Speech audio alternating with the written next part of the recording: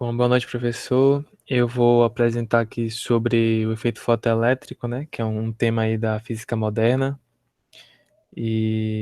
Bom, vou começar a apresentação. Bom, inicialmente aí, eu vou falar um pouco da história. Ele foi inicialmente descoberto na física clássica, né, pelo físico alemão Heinrich Hertz, em 1886. Isso ele de forma experimental. Ele notou que a incidência da luz em chapas metálicas produzia algum tipo de faísca, um tipo de liberação de luz. E aí eles não sabiam como explicar isso. E aí, mais pra frente, né, essa Einstein pegou dessa teoria aí para poder tentar explicar, né, como é que funciona tudo isso, como é que funcionava essa liberação de luz de placas metálicas após a incidência de luz, né? Bom, e aí, é, em 1905, Einstein, ele traz um modelo que explica, né? Explica como é que funciona esse efeito fotoelétrico. Aqui a gente tem como é que funciona, o que é o efeito fotoelétrico, né? Primeiro que isso foi uma experiência feita pelo alemão. E aí como é que era feito? Era lançado ondas de luz, fótons de luz, na verdade, acreditavam que eram de forma constante, que a luz viajava de forma constante ali, e era emitido na placa, e era observado que, de repente, em alguns casos específicos, a placa metálica, ela liberava, é, os elétrons liberavam energia, e eles não sabiam como explicar isso. E aí, essa emissão de elétrons, né, do material da placa, ela recebeu esse nome de efeito fotoelétrico, né? E basicamente é assim que era vista o efeito fotoelétrico na física clássica. Bom, segundo a teoria clássica, né, que é na física clássica, eu trouxe alguns pontos aqui. Primeiro, que segundo ela, a, a, a, quando se emitia uma determinada luz em alguns materiais, como eu falei, eles ejetavam elétrons. E aí, como eu falei também, foi denominado de efeito fotoelétrico. E aí surge uma dúvida, né? Essa dúvida, como é que funciona essa energia cinética dos elétrons que eram ejetados no metal? Como assim? E aí, para explicar como é que funcionava isso aí, eles acreditava-se que o que fazia essa liberação de energia de elétron da placa metálica era exatamente a intensidade de luz. Então, o que eles fizeram? Eles aplicaram mais luz naquela placa ali, na tentativa de liberar mais elétrons. Porém, isso não funcionava. Isso e eles não conseguiam explicar isso na física clássica. E aí, a gente vai ter a teoria moderna, né? Que Einstein, ele utilizou aí da teoria de Planck para essa teoria em si, né? Que a gente tem a constante de Planck, inclusive, vou explicar um pouco mais à frente. Essa teoria aí que ela afirma que essa luz irradiada por um corpo negro, ela é quantizada, né? Ela tem ali as quantidades certas de energia, que são chamadas inclusive de pacotes de energia, que seria o valor mínimo de energia de cada pacotezinho desse aí. E aí, Einstein pegou essa ideia e imaginou, ó, na verdade, a luz que a gente emite que é emitida, ela na verdade são pequenas partículas, ou seja, pequenas quantidades de energia. E aí essa ideia de Einstein, ele pegou essa ideia da teoria de Planck para explicar, né, esse fenômeno. E aí, na teoria também moderna, Einstein percebeu que, na verdade, o que acontece é que a frequência em que você manda essas partículas, na verdade, é que fazem com que os elétrons sejam retirados da placa, e não a intensidade da luz. Basicamente isso. E aí, né, a gente tem aí a ideia de efeito fotoelétrico, né, de forma mais trabalhada fisicamente. E aí a gente tem também que a energia de cada fóton, ela depende da sua frequência, como eu expliquei agora. Porém, por que não funcionava antes? Porque nessa frequência aí necessitava-se de uma frequência mínima, certo? Ou seja, só começa a funcionar essa liberação de energia das placas metálicas a partir de uma frequência que é chamada de frequência mínima. E aí, é, eu trouxe aí, né, como é que a gente poderia achar a energia de um fóton. Essa energia aí, ela é dada pela constante do material, né, que a gente chama de constante de Planck, na verdade, multiplicado pela frequência, tá? Essa aí seria a energia do fóton.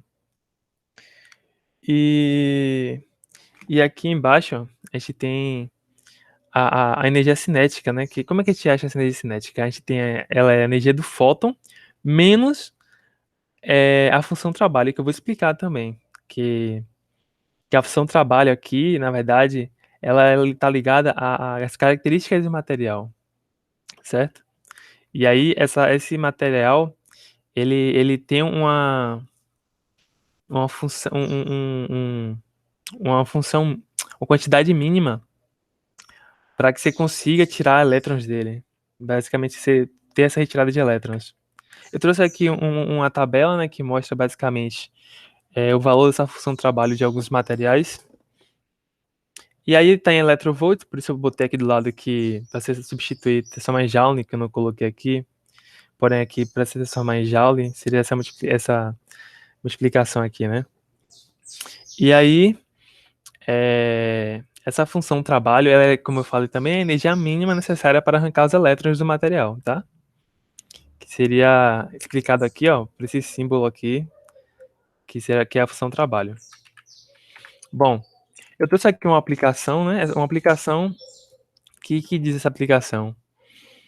É algo bem comum e moderno, que são essas placas fotovoltaicas que são usadas em painéis elétricos, que é muito utilizado hoje em dia. E essa teoria ela é muito utilizada aí, por quê? Porque você vai ter uma placa que você vai ter uma energia ali incidente, né, do Sol, e aí eu vou explicar também como funciona, mas a energia cinética ali vai ser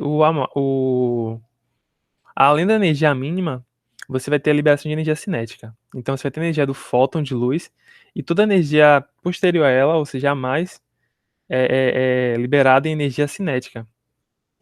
E aí é como funcionam essas placas, né? Ela absorve essa energia cinética e guarda como energia para gente utilizar nas nossas casas. Aqui trouxe as referências. Eu vou rapidinho aqui mudar o programa. Eu vou pro Paint.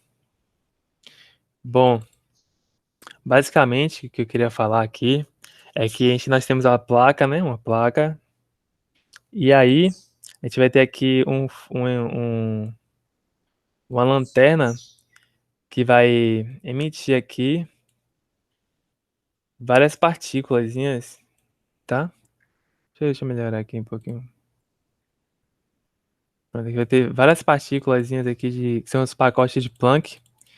Vai incidir aqui e vai ser liberado os elétrons, certo? Vai ter liberação de elétrons. E aí, o que acontece aqui? É, essa energia total. Ixi, ficou muito ruim.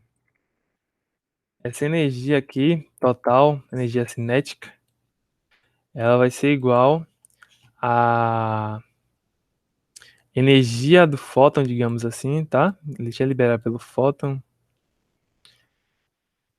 menos a energia mínima do material, que no caso aqui seria a, a função trabalho, tá? A energia mínima para você conseguir retirar o elétron desse material. Vou dar um exemplo aqui, no caso, se você tivesse, por exemplo, 10, vou botar aqui, se tivesse, por exemplo, aqui, vocês têm que energia fóton, tá?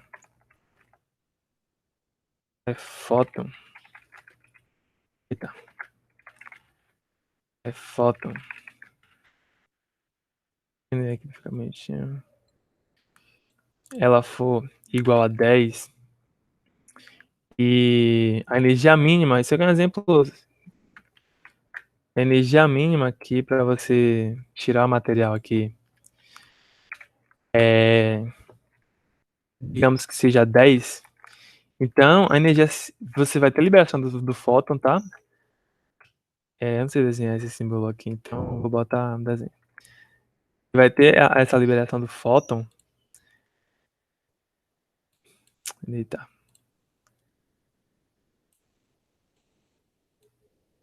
Você vai ter essa liberação do fóton, né?